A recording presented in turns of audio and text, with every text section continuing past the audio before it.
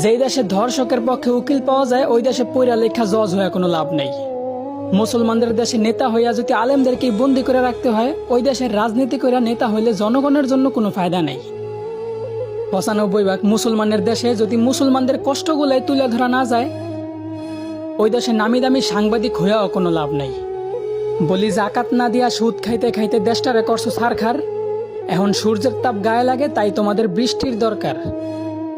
আলেমদেরকে বন্দি করে আবার আলেমদের মাধ্যমে আল্লাহর কাছে বৃষ্টি কামনা করলা।